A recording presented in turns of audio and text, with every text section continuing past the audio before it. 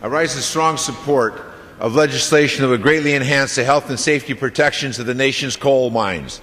Despite significant progress over the last several decades, mining remains one of the most dangerous jobs in America. Mining fatalities occur at a rate more than 7 times the average of all private industries, and we are reminded of how dangerous mining can be by the tragedies like the one in Utah in August of this last year, where 6 miners and 3 rescuers died in what appears to have been a preventable disaster, and the tragedies of Kentucky and West Virginia in 2006.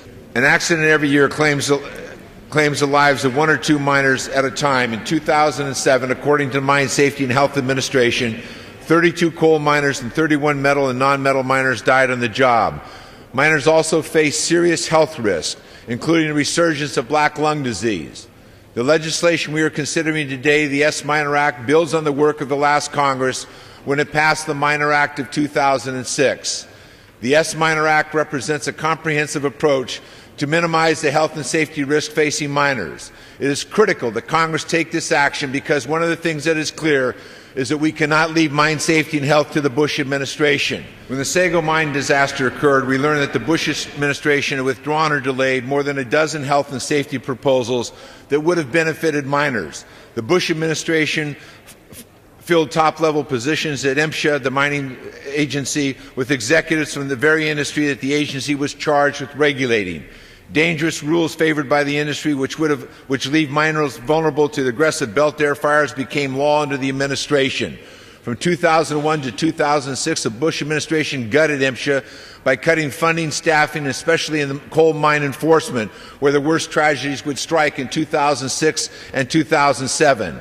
Even as coal production increased around the country, the Bush administration cut Mine Safety Administration's coal enforcement personnel by 9% by 2006. And then came the Sago disaster, Aracoma, Alma, and Darby mines, and Crandall Canyon mine.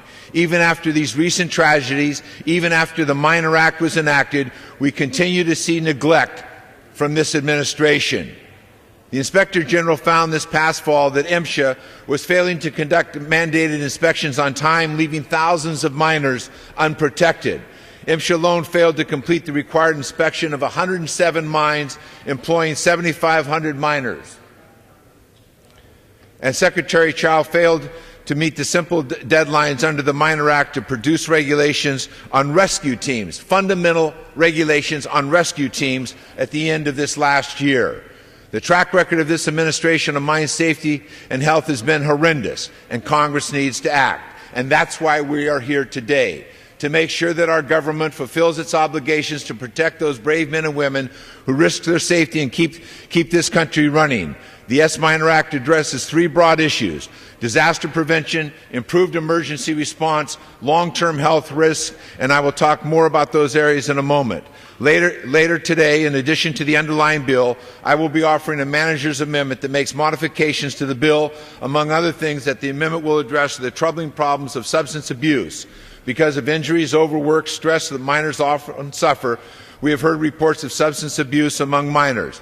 I want to be absolutely clear. None of the recent mine tragedies have been linked to drug use in any way, but we should nevertheless be proactive in heading off the dangers that drug use poses to the mines. A few states have already adopted drug testing requirements for miners. Most, if not all, of the large coal mine companies utilize some form of drug testing. It will take further study to determine what role, if any, the federal government should play here, but this issue should be dealt with. That's why the amendment I offer later today will require the Secretary of Labor to conduct a study on the best practices and will authorize her within 6 months to set up a drug testing and rehabilitation programs for miners in consultation with miners, their unions, the operator, state agencies, and public health experts.